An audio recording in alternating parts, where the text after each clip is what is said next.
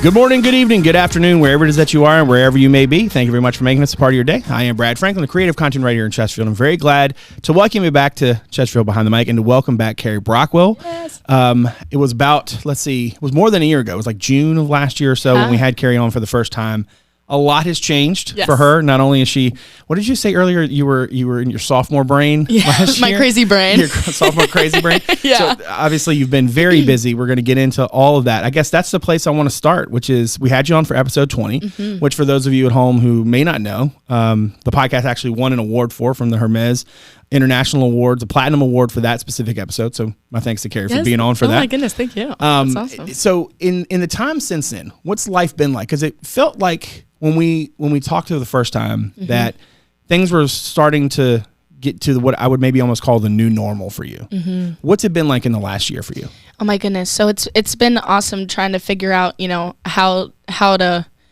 It's been kick into gear mode, I think, like it was like, okay, Idol's over, I wasn't aired. What do I do now? Right. And, it's kind of just been, how do I figure out school? Right. Now I'm looking at colleges and music colleges and music schools, and I've just been playing out so much. Yeah. Because Idol really opened up so many doors for me, and it was, it was awesome. Yeah. I know in coming home after that experience, there had to have been a period of time, as we talked about last time, where you had this like incredible experience that you really couldn't talk about. And then finally you could talk about it. And then after that, you kind of have to figure out where, your lane is and how you kind of continue to go through the rest of high school and the sort of normal things kids go through. But you also had this incredibly abnormal experience. And I can imagine that settling in after that was tough. Were there parts of it that were hard as you sort of kind of tried to adjust back to things being, quote unquote normal? Let me just say, I love doing this because nobody asks me these questions but you, and it's my favorite thing ever. Like, these are all the things that I think about, but nobody asks me. Yes, it totally has been a little difficult, but I'm really thankful for the mindset that Idol has given me. Right. It's funny because I'm writing my college essay about all this. So,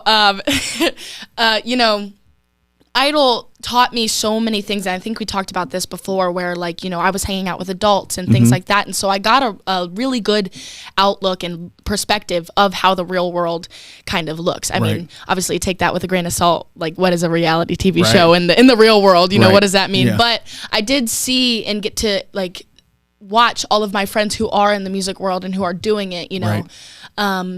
I got to watch them do it and see how their lives were. Right. And so it kind of has pushed me into this mindset of man, now I'm going back to school and I'm like, I want to be doing what they're doing. Right. I don't want to be here taking my anatomy test that I took today. I don't want to be learning about all these things. No shade at anatomy test for the record. Right. But yeah, I love my anatomy teacher. You'd be much happier on stage doing that kind of. But you've been on stage a lot though. I mean, it seems like every time and I was telling you guys before, every time I turn around, it's like, well, Carrie's going to be there. The number of gigs that you've done, the appearances you've had, I'm guessing there have been times where you've been asked to do things and not been able to and stuff. How do you pick and choose? What's the calculus for that?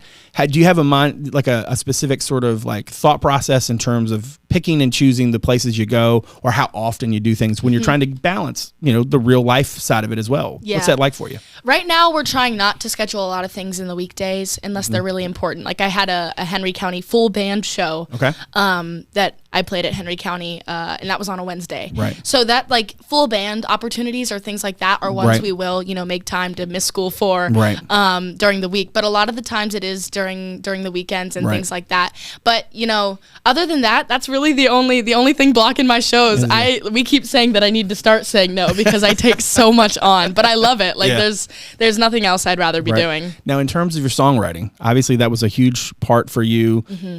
We talked about a lot about that, and you did an original for your first episode with us. I think you're going to do, spoiler alert, I think you're going to do another one here today. Yes. In terms of the songwriting piece of it, have you, I don't know how to phrase this right off the top, but have you gotten to a place with the songwriting where you've really seen the change in your experiences and the way that they've kind of changed you? Because that was one of the things about the song you did last time. It really speaks to the experience that you had. I can imagine that now you've had more experiences. You had different experiences in addition to that. How has the songwriting piece of it changed for you in the last, 12, 14, 16 months? Yeah.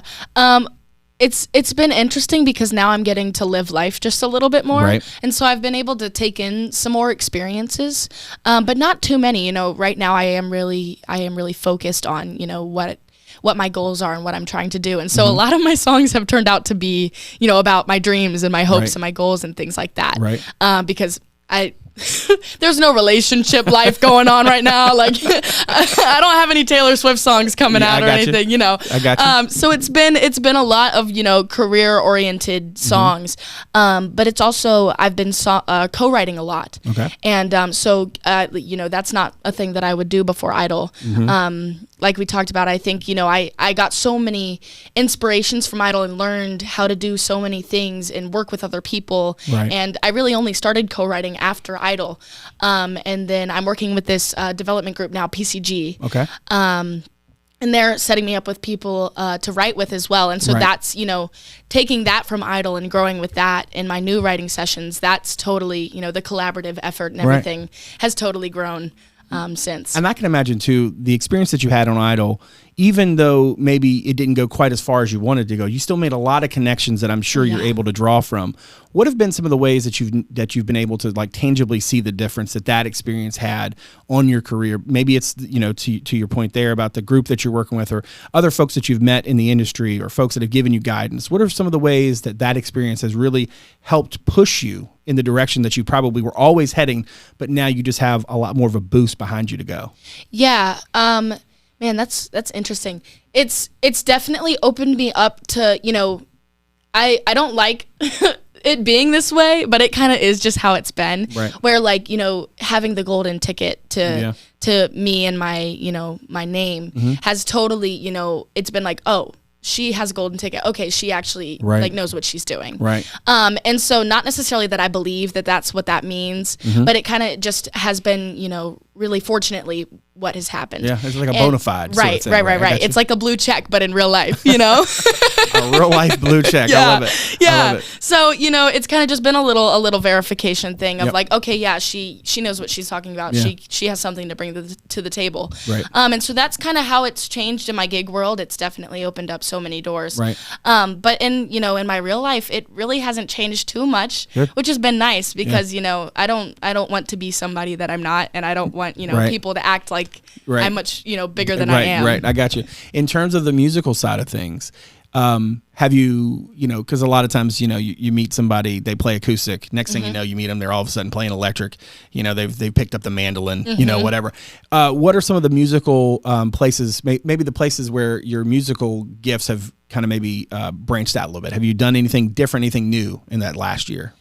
I've definitely picked up more of some like finger style, cool, like artistic things. My friend Hazy does a lot of that. And my friend Corey Curtis, he like, you know, he was always doing these song riffs on guitar before he'd have lyrics. And I'm like, dude, how in the world are you doing that? Like it was always lyrics and melody before, you know, and it wasn't anything really crazy artistic. It was like cowboy chords for me at first. Right. But now I'm, you know, listening to the songs, they're recommending me songs and I'm listening to what they're writing. And I'm like, man, I want to do that. Right. And it's also, you know, I've taken those artists that they've like told me to listen to and things, you know, I'm getting inspired by them as well. Right, yeah. So it kind of has just been a whole, you know, group effort, I guess. And I can imagine too, as you're kind of going through the process that musically, that a little bit here, a little bit there, and probably as much about style too, right? In terms of the people who are influencing you, songs you hear, things that you like. Have you seen places in your music where you're starting to evolve maybe a little bit? So like, you know, it maybe a year or so, 2 years ago, it was this, but now it's a little bit more of that, because I love the way that your music is described, right? How would you describe what you're currently playing and kind of what you're really feeling right now? That's so interesting because, I mean, even back in Idol times, we didn't really know how to describe my genre. Right. We always said that it was a mix of Carole King, Carrie Underwood, and Billie Eilish. Right. Which right now, you know, it's getting a little. I'm definitely in a transition phase right now. Right. Where it's getting, you know, it's still the singer-songwriter part of me and things like that, but we're getting a little more produced, I think. Right. But also staying true to who I am and what my sound is. Right. So it's super interesting. I don't even know. It's like, it's kind of rocky, right? Like kind of, yeah. With some upbeat songs that I've been doing out in Nashville this summer. But it's you know, there are some things that are really Jackson Brownie, right, and really still that 70s vibe of me. So I guess it is kind of getting more vintage, right. I guess. Listen, Jackson Brown, personally, oh my big gosh. fan. Oh, big fan. My favorite so ever. if you're trying to go in that direction, count me in. In terms of obviously coming back home after Idol and like we talked about before, kind of sitting with that secret for a while and having it all play out and then kind of settling back in. What's it been like to go to these different venues around the county and to not just here in Chesterfield, but everywhere around in the region?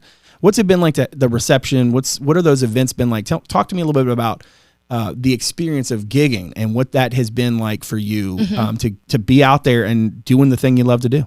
Oh my gosh, it's been absolutely incredible. Just sharing my stories and the amount of times that I've gotten to get to do it, it's wild. I know I just talked about the Henry County show that I played, and they had me like at my after my shows. I normally come down to my merch table and I'll talk with the people that come up, and I'll sign things for them and give them things. And normally I have my ticket standing there, and it was crazy because they had like a police like escort, like he was like following me around. I was like, man, y'all are making me feel like I'm famous or something. I was like, this is crazy. But it's been super awesome, and the people are awesome. Yeah. When they see, to me, the ticket, like my dad and I always talk about how, we get, like numb to it almost because I've, it's so normal to me now. Right, yeah. But we always talk about how like when my friends got it day one at Idol, how cool that was. And we just wanted to, I remember my friend Corey, we just wanted to touch his ticket, and we were enamored by it. Right. And so it's like, it's sad, but it just kind of is how it is, how that feeling has kind of gone away from But that's me. Natural, right? That's just the way it works. Yeah. And so it's been really cool to, still kind of be in that feeling when you see people walk up to the table and be like, oh my gosh, like this is the actual one you got like on the show. Right. So, and I can speak to that exact experience having you when you brought it here for the first time. Yes. All of us here, we're like, oh, wow, look at this. Also, for the record, for those of you listening and watching from home, they totally left the ticket here for a little while. Oh, right. They totally forgot. And I'm calling them out because I just think it's hilarious because like, that is how like, sort of like, normal, I guess it was. Yeah. It was like, some people leave their keys, some people leave their phone. You guys left the golden ticket. That's so funny. I forgot about that. Which has sat with me forever. And I was like, once we scheduled this, I was like, I'm going to bring that up somewhere. We just wanted to share the magic. And you gave me the perfect opportunity. So it was a great segue. Now, in terms of sort of what's next, you mentioned obviously school and you've got to go through the college essay life, which I do not envy you at all in that. But you obviously have a lot of experiences to draw from for that. As you look forward, and obviously the future's never set in stone, so I'm not going to hold you to it, quote you today. But as you look forward, what does the future look like for you? Do you feel like you want to go to college and study music? Do you want to go to college and study something else? I'm guessing music down the road is where you want to be. Absolutely. I'm just curious the way when you look forward, what does that future look like for you right now? So it's definitely looking like music school, but not performing. I want to study music business and that kind of side of things because I think it's kind of smart to to understand that because I am my own business and I am the product, like I'm selling myself. Yeah. So that, I want to learn how to be careful because the music world is scary and there's a lot of bad actors out there. Yeah. So, there's a lot of, it's like a Shark Tank. Right. So I just want to make sure that, I'm being as careful as I am. And I think, school for me, it's an interesting thing. I used to love it so much, but now because like I said, I've stepped into that world of music and seen it. It's like going home and studying for history and for math is really, I'm like, man, I could be writing songs right now. I could be doing so many other things that I enjoy so much more.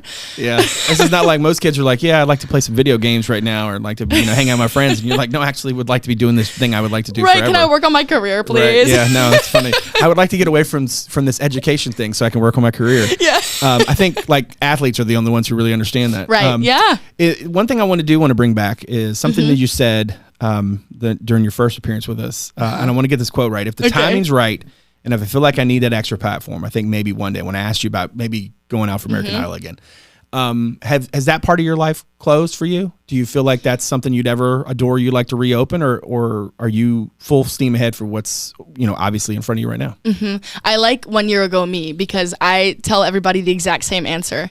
I'm like, I'm definitely, if I were to ever go back, it really was a really hard mental challenge for me and things like that, because being 15 and, having to keep a whole secret and then also being eliminated and not knowing why, like that was a whole situation. Yeah.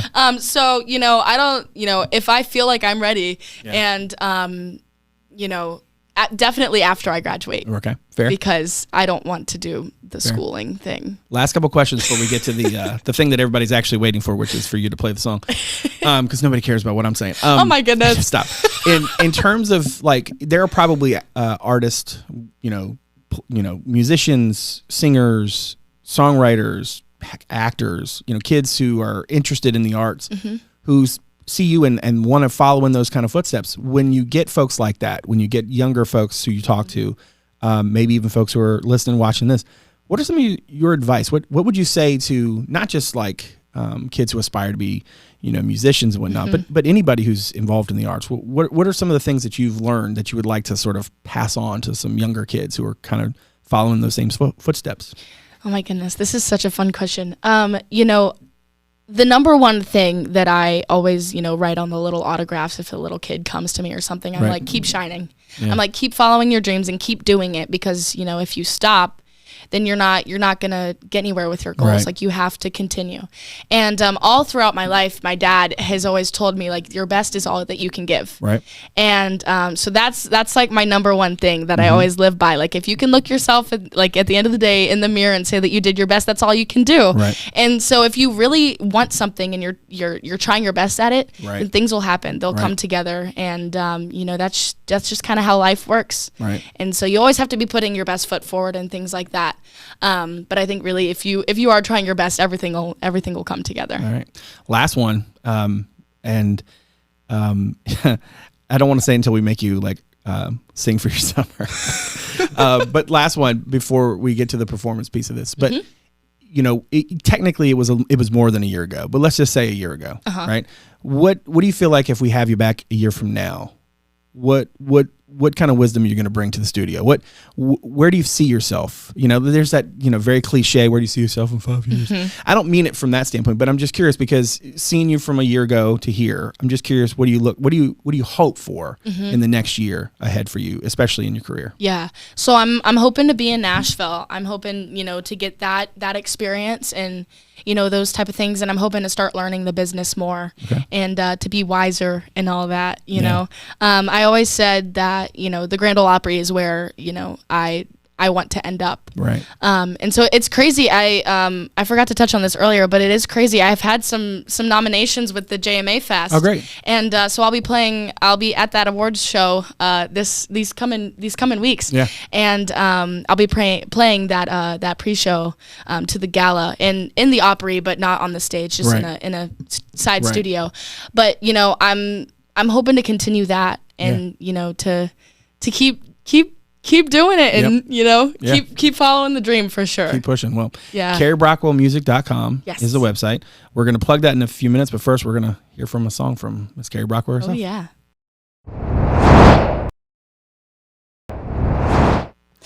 All right, so this song is a song that I wrote in Nashville this summer with a guy named Christian Stalnicker. And, this song is kind of, Brad asked me, what has changed since Idol. And for me, it's been that I'm just so focused now on my career and, what I want to do. And so it's hard to, live the high school life. It's hard, I'm not at the football games and I'm not, at the homecoming dance because I'm doing shows and things like that. And so that's what this song is called, or that's what this song is about. And it's called Find a Way. So I hope that you guys enjoy it.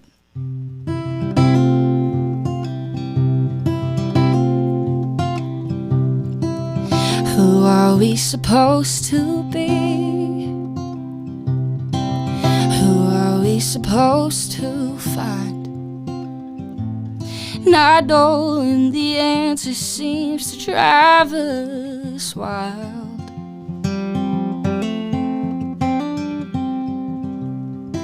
16, we don't know much. 21 seems not too far off track.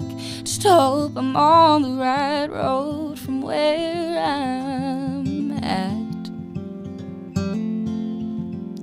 Yeah, I've had a couple heartbreaks. I've lost forever friends, and all the folks who came before. See, that's just how it is. I've never been good at Friday night lights, homecoming queens and rivalry fights, but here I am on a Friday night again. Oh, I've never been one to share too much, but sitting with a six string I can't hush.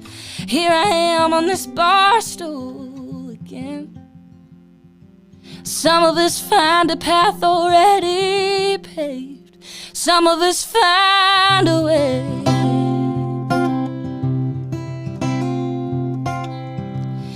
I'm one to overthink, stay up late and write it all down. Been called Hollywood in my small town. Just know there's more there out for me. Is that so hard to see? That the girl in my dreams is who I'm gonna be. I've never been good at Friday night lights, homecoming queens and rivalry fights, but here I am on a Friday night again. Oh, I've never been one to share too much, but sitting with a six string I can't hush. Here I am on this bar stool again. Some of us find a path already paved, some of us find a way. Driving down those same old back roads, nowhere else to go but home. Keep telling myself you're not lonely, just alone. But this story's no one else's. No, it's my own. Man, do I love showing up to all these shows. I've never been good at Friday night lights, homecoming queens and rivalry fights, but here I am on a Friday night again. Oh, I've never been one to share too much, but sitting with a six string I can't hush. Here I am on this bar stool again. Some of us find a path already paved, some of us find a way.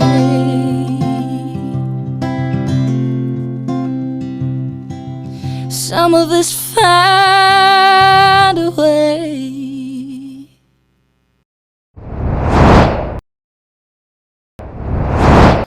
I'd like to thank Carrie for coming on and singing for us once more, bringing her talents here to the studio. Again, CarrieBrockwellMusic.com, all the information that you need to check out what she's doing. All right. Make sure you check us out on social media. On Twitter, it's at Chesterfield VA, and on Instagram, it's Chesterfield, Virginia, all one word. And on Facebook, you can check out our podcast page. Just search Chesterfield Behind the Mic. Now, make sure to follow or subscribe to the podcast on Apple Podcasts, Spotify, Google Podcasts, Overcast, or wherever it is that you get your shows. And if you'd like to leave us a rating or review, we greatly appreciate it. As always, the video version of the show is available on our YouTube channel, as well as on our website at Chesterfield.gov/podcast. That's also where you can submit feedback anytime, make suggestions, or just reach out to us. You can also watch the show on WCCT Thursday through Sunday at 7, on the weekends at noon. That's Comcast Channel 98 and Verizon Channel 28. And lastly, you can check out Chesterfield.gov/connect with us for more ways to get in touch with us and for us to get in touch with you. My thanks to my executive producer, Teresa, Bonifas, my director, Martin Stith, and all the good folks here in Constituent Media Services. My thanks to you for joining us today. So, from all of us here in Chesterfield County, thanks again for making us a part of your day. We'll see you again real soon. Take good care.